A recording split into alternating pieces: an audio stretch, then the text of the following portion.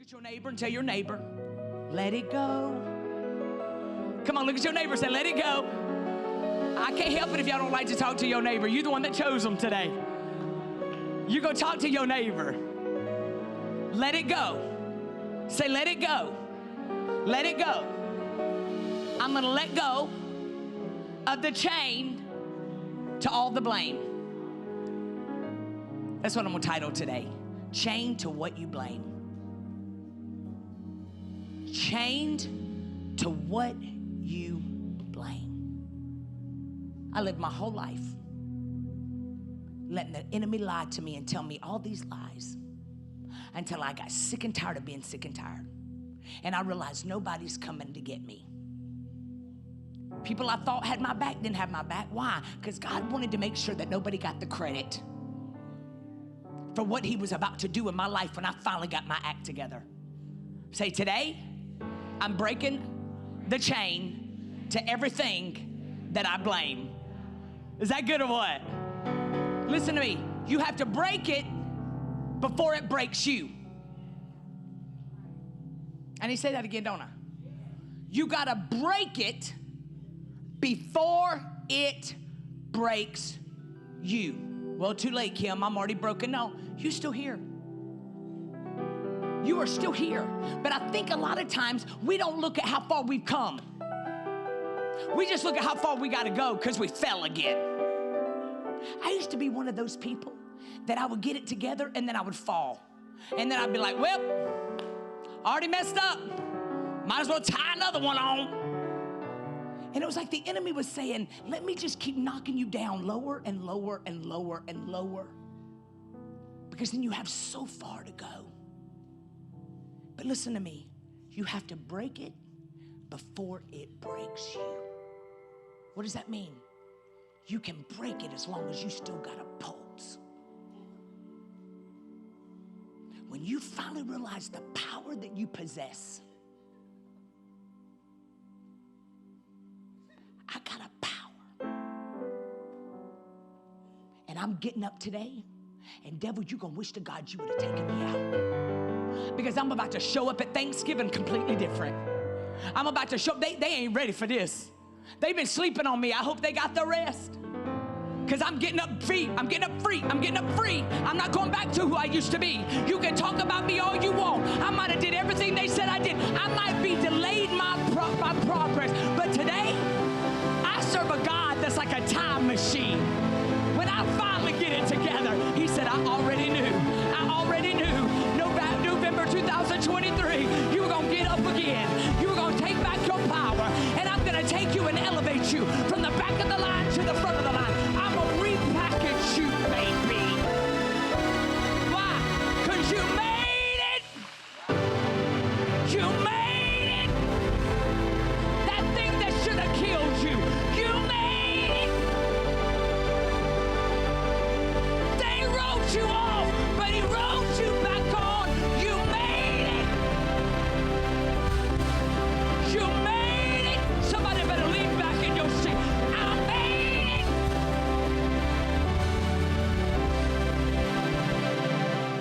I got deliverance over dignity. I made it. I did it, but I made it. God has a way of even giving you back your youth. Do you hear me? He will give you back your youth. He will give you restitution. What does restitution mean? 7 times greater than what I lost.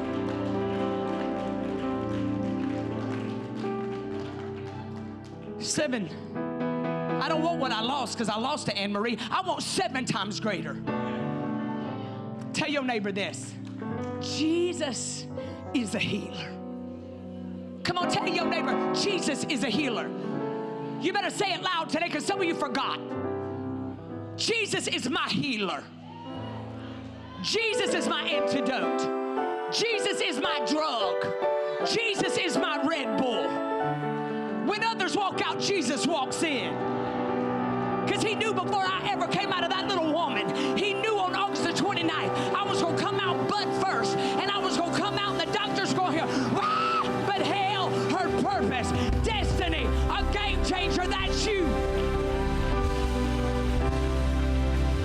He spoke to me this week. He said, you tell Limitless, this year you will finish strong. I said I wasn't going to scream because I got a good word. He said, you will finish strong. Y'all ready for this? Listen to me. It's your job to trust Jesus. It's his job to show up. It's your job.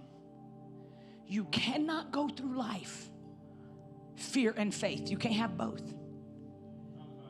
It's your job to trust Jesus. It's his job to show up. Listen to what Isaiah 55:8 says.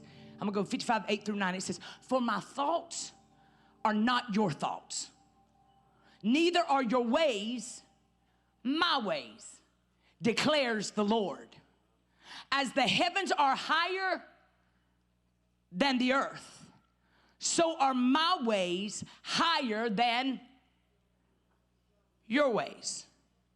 And his thoughts are higher than.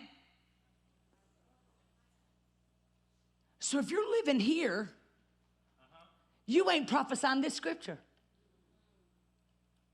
If you're over here living in lack, you don't believe you're worth more.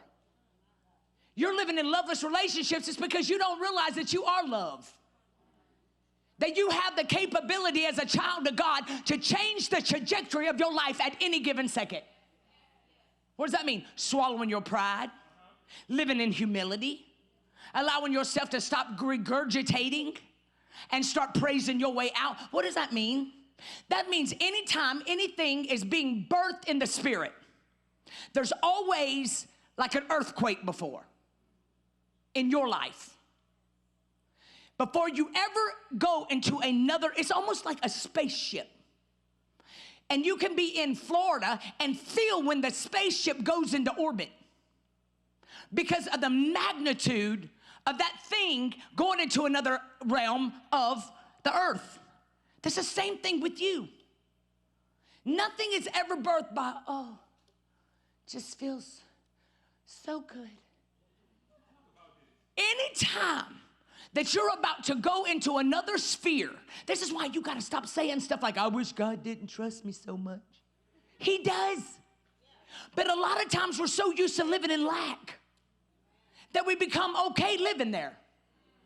Our mamas lived it, our daddies lived it, and so now we're living it. We live in it. We just a generational curse. Did you know a generational curse is broken when you make up in your mind, I ain't staying here. You had two brothers living in the same family. One turns out just like his dad, crazy. The other one turns into the best father on the planet. Never had the example. But one made a choice and one chose to live the lie. That's the same thing with us as children of God. We are not like them. We are not like they. That's when people start telling you, oh, you know, your uncle, he died of this, he died of that. Somebody else in my family died of dementia the other day, and somebody else in my family said, Lord, we got to break it. I said, shoot, my daddy took one for our team. You got to realize that I'm not living in fear, because what you fear, what? Huh? What you fear comes upon you. Now, fear is false evidence appearing real. Why? Because God is nowhere in fear. Preach, Cam! Here's what God said. You got to live as though you've never missed it. You never missed it. You never made a bad decision. You got to live as though you never missed it. You got to make decisions like you've never missed it. I'm not scared. I ain't scared to get married again because I got better. I got better. I'm not scared to go after that job just because I lost this job because I was late on my time clock. I got better. I got better. You got to live as though, because if you don't, you'll live in lack because you're afraid. I'm afraid of being rejected again. I'm afraid of encountering another devil. I'm afraid of missing it. I would rather hold on to this $400 that I have each week than go after that promotion, because the last promotion I went after for, it stuck me. It's just changed. The enemy will do it so that you stop having faith for the next season.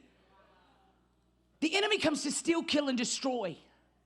And the way he does it is through your mind and through fear. Fear of going back and having to face what I faced before. So now I'm going to put myself in this little box. And I'm going to struggle, because at least I got something right now. It ain't enough, but you would stay there because you're afraid. And God is saying to you, live as though you never missed it. Make decisions as though you never made a bad mistake, because listen to me, we all wish to God that we have done some things differently. But if I went back and redid it, Paris, I think all the time, I get asked this question all the time. It's because everybody knows I was screwed up. If you could go back and tell the 24-year-old Kim something of wisdom, what would you tell her? I said, I'd tell her, do it all. Do everything the same. Just do it quicker. Because if I went back and took all my mistakes back, I wouldn't have this.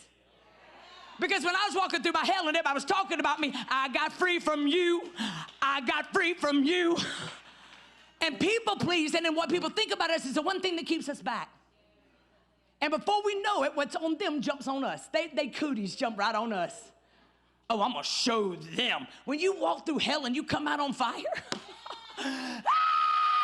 you like, go on and shove me in the, just stab me in the front. You ain't got to do it in the back. Just do it right on in the front. Because I realized it didn't kill me before. It ain't going to kill me again. Yeah. We are able to look at our lives as though we never missed it because of the blood. The blood of Jesus completely annihilates it as though it never happened. Well, I feel it happening because you keep talking about it. I feel like it's there because you keep nursing it. You sleeping with it at night. You talking about it to everybody. And you're desperate now. And desperation is not attractive. You almost like the attention being broken gets you. And so now, because that's all you're used to, you ever see those people that call, anybody got those people that call you on your phone? And they're calling you and you're like, ugh. Y'all, anybody, or just me? You're just like, man, I don't even want you to call me. You driving me nuts. What you keep talking about, I've gone through way worse, and I'm still standing. Well, how did you do it, girl? I didn't have a choice. I couldn't give up. So you got to live, and some of y'all getting free today because you keep going back to the shoulda, couldas, and wouldas. You keep living in trying to fix your past, and you can't fix your past. Now your past has made you mean. And you're like, man, I don't even know how to get out of this, Kim, because now I just been here for so long. You got to begin to talk to yourself. You got to live your life as though you never missed it. Why? Because that's how the blood treats us. That's why every time I see these Pharisee people judging everybody, you know those people? They loved you a lot until you messed up. And now when you see them in the grocery store, you see them running. Because it's almost like you got cooties. They can't talk to you. Because if they seen talking to you, and sometimes the reason people can't talk to you in public is because of how they talked about you behind your back. They can't even talk to you in your face because they're afraid because of all they said about you. And when you realize that God allows it so it can keep building you. Why? Because your character is going to keep you in a place of humbleness. In a place of, as long as I ain't dead, God, you ain't done. Listen, seasons that you are hidden in is the seasons that God is building your faith. I want you to think about a season right now. Think about a season where you feel like anybody feel hidden right now? You feel hidden? Anybody feel hidden? I feel hidden. The reason I like you to raise your hands is because the enemy's a liar, and he likes to tell us that we're the only ones hidden. And I just want y'all to see how 80% of the church feels hidden and alone. And that alone devil will cause you to keep repeating the same patterns with different faces. because you don't feel worthy of anything better, right?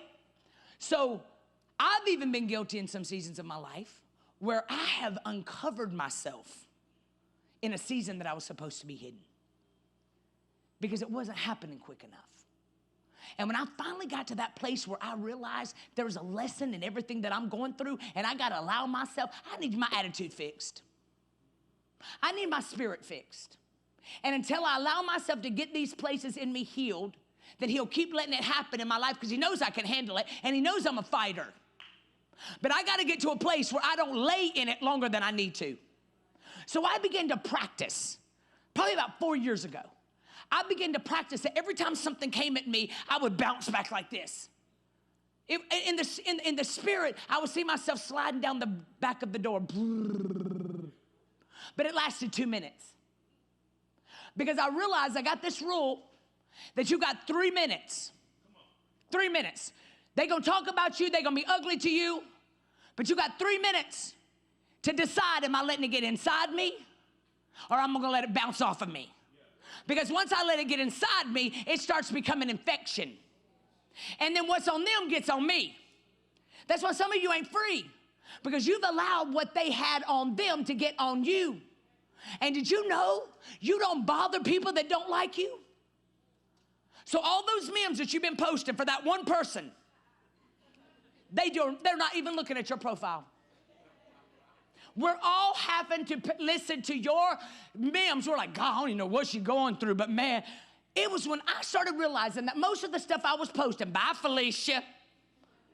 One day I was in my prayer closet, about to go into a new year, and I heard the Lord say, I would like for you to get delivered from cleaning out your friend list every other day.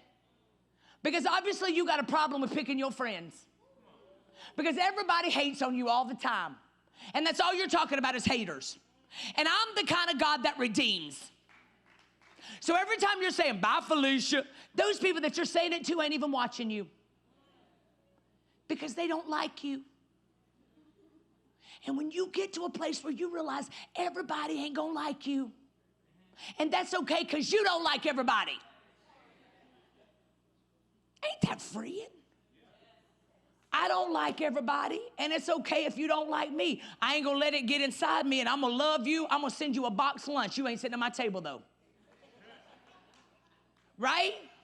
Listen, we're gonna talk today. I'm gonna go really quickly because I got 12 minutes and 58 seconds.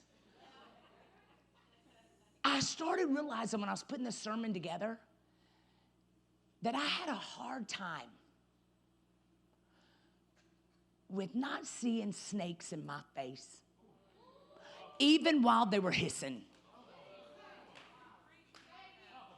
I need to say that again. I had a hard time seeing snakes in my face, even when they were hissing. Even when God would cut the grass all the way down so that I could see them. Because there was something on the inside of me that felt like I could fix everybody. And that fixing everybody caused me to be used. That's where the enemy snuck in and got me to a place where I would spend most of my time angry at the hissers and not celebrating the people that had stayed. I had a problem. And until I got to a place where I stopped taking things personal. My mother gave me the greatest advice on the planet when I took this church over 3 years ago.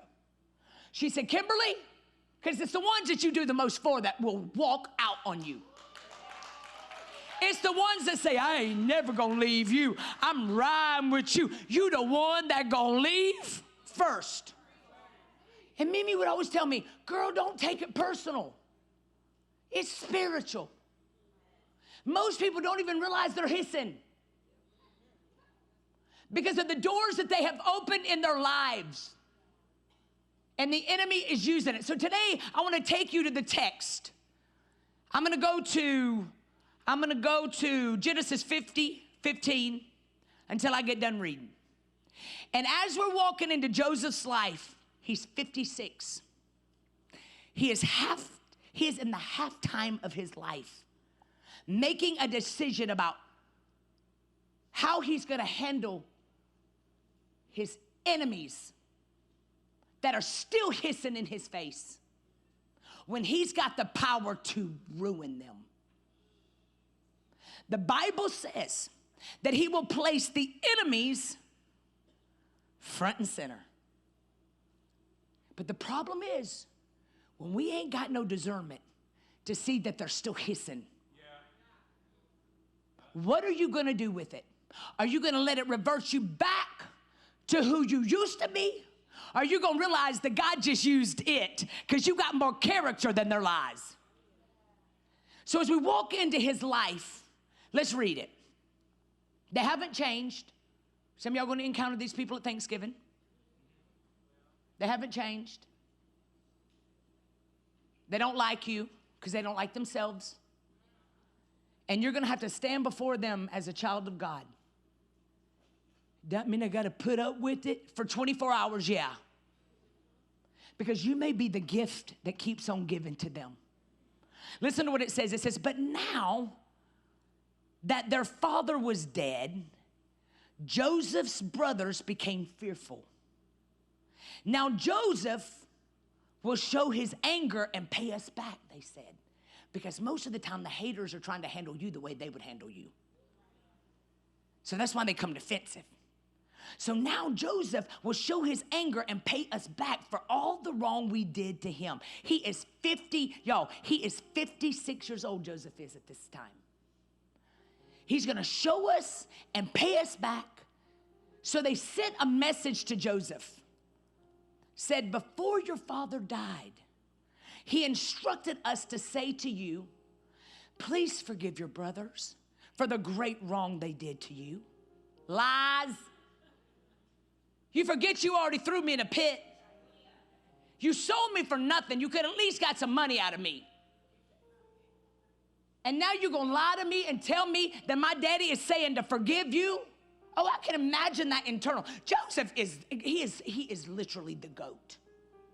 Because he had so many encounters where he could have allowed that infection to get in on the inside of him. And I'm sure in that prison, it was God giving him some time to get his act together. Because I'm using these promotions in your life that look like they are struggles and demise.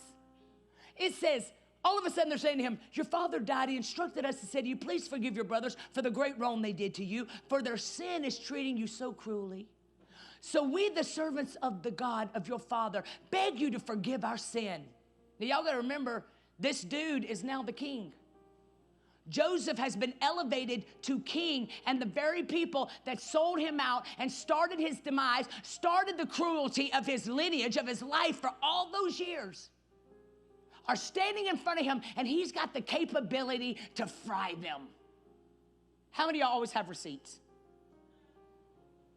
Y'all, some of y'all just did this. I always got receipts. Yo girl always got receipts.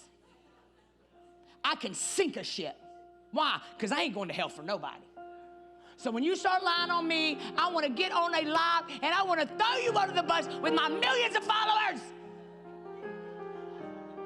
And God will be like, go ahead. He said, remember I ate with Judas and none of the disciples even knew that he was a traitor. He's sitting here and he's thinking in his head, when Joseph received the message, he broke down and wept. He knew they were lying, and he wept.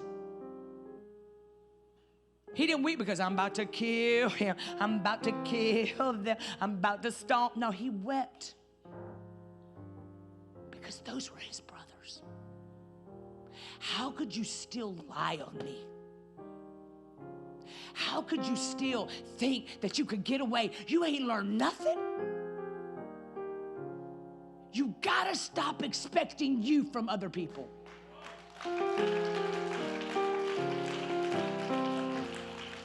I see people online taking it to their lives. They talking about each other. Their kids are crying, beating on doors, and they sitting there so angry. They hate each other more than they love their kids. Because the enemy knows the power of God, of restoration and redemption, and he does not want you to get it. He's saying, can your character keep up with what I've put on the inside of you. Listen to this. It says, please forgive your brothers for the wrong they did to you, for their sin is treating you cruelly. So we, the servants of the God of your Father, beg you to forgive our sin. When Joseph received the message, he broke down and wept. He realized, I'm not controlled by my emotions. I'm not gonna let you make me go crazy, because I am in control of my emotions. You got to tell yourself right now, I am in control of my emotions. You got to begin to realize that God is driving you. That his blood has given you the capability to rise up and do what's right, even when what's wrong feels so much better. Getting up and walking out. Even when you have those feelings like, I just don't feel like it today. Don't talk to the face, talk to the hand. And you're walking in and people are like, uh-oh, what's going on with Annabelle today? She looks like she drank some bad. Nobody should even know. You should be able to have your emotions in such control that you literally can walk in a room with so many haters and still hold your head high. Do you know how many people have sent me messages just in the last few weeks that have said the nastiest thing about me? But I let my character outlive every lie spoken about me, and they go send me messages now. What'd you do, girl? Give them a piece of your mind? Nope. I said, love you back. Have a great life. Why? Because God will always vindicate you. In this story, it says, then his brothers came and threw themselves down before Joseph. Look, we are your slaves, they said. But Joseph replied, this is my favorite part, don't be afraid of me. Am I God that I can punish you? Here's it. You intended to harm me, but God intended it all for the good. He brought me to this position so I could save the lives of many people. You had to throw me in jail and take my coat.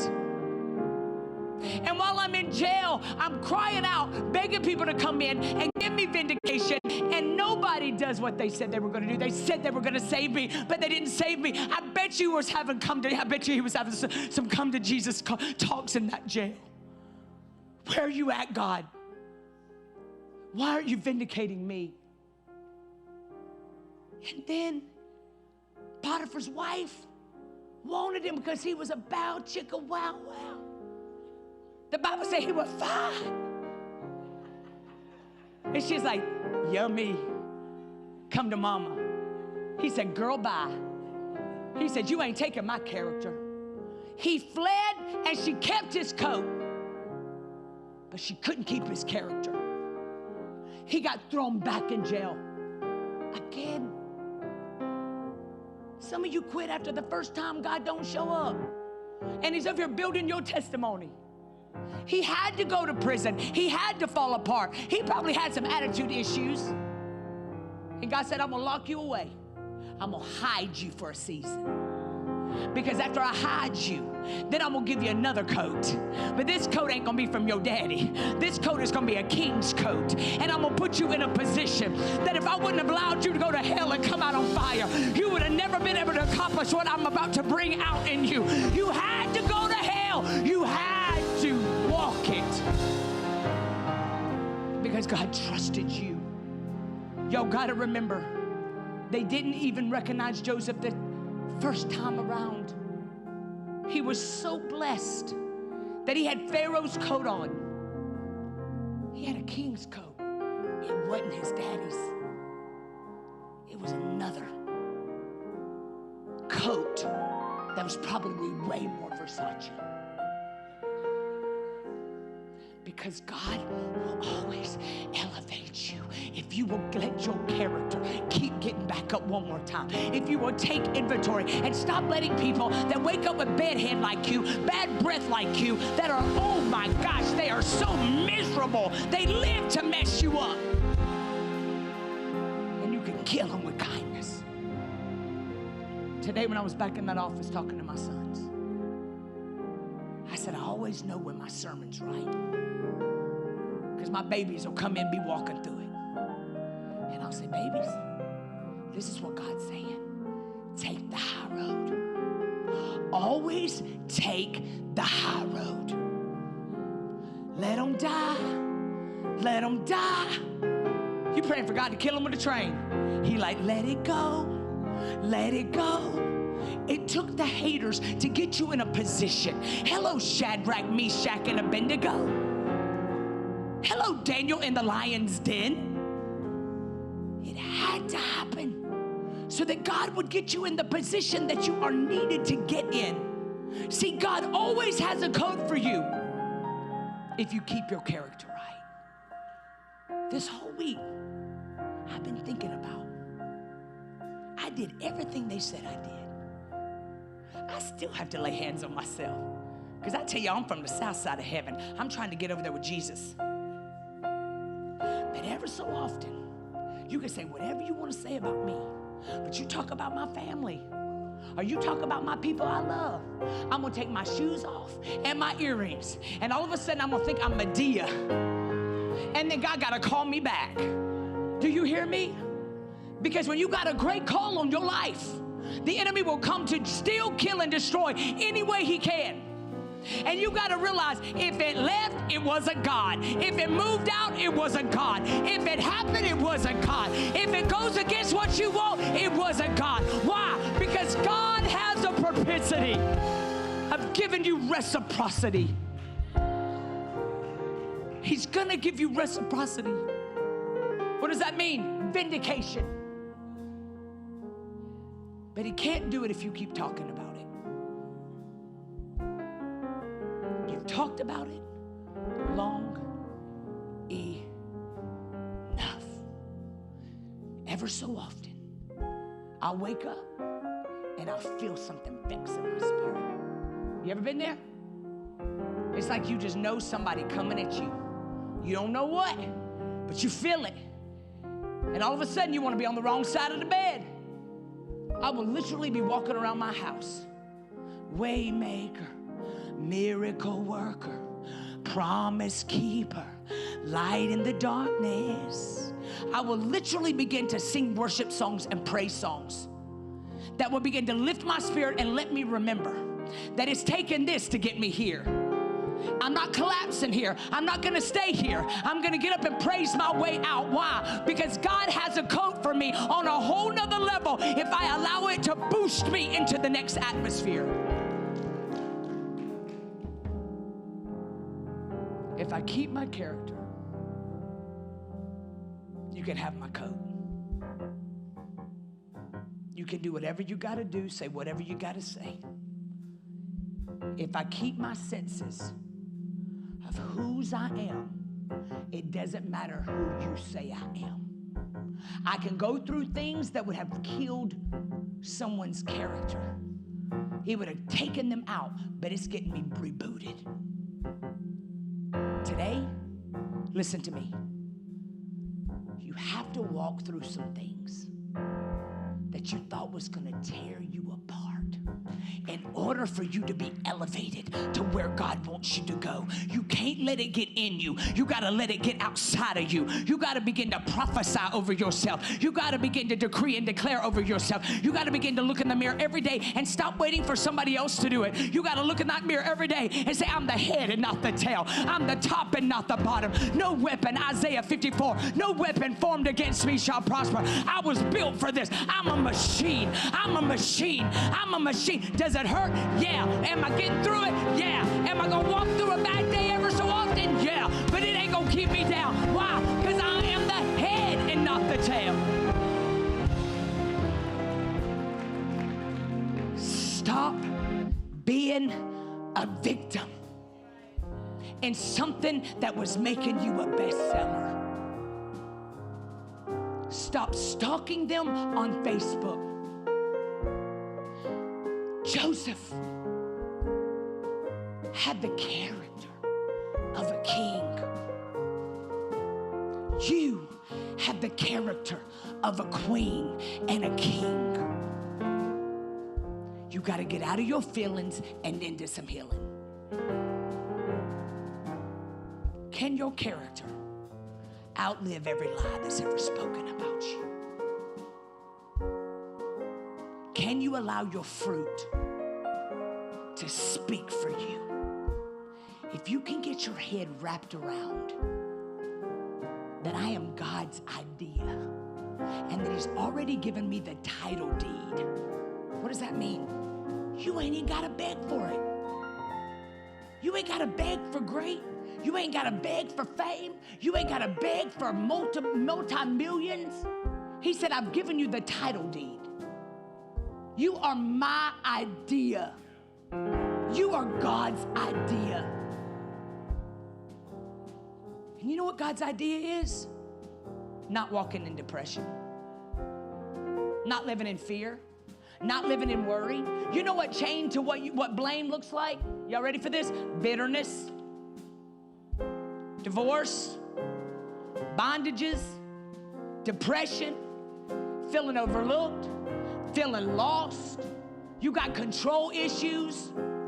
Every single time somebody says something you don't like, you feel like your insides are coming out. You go ratchet, not righteous. You give people a piece of your mind every chance you can get. No. Here's what you're going to practice. You ready?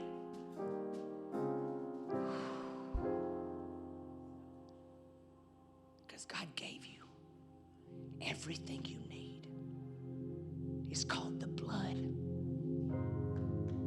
It's called the blood. And you are worthy.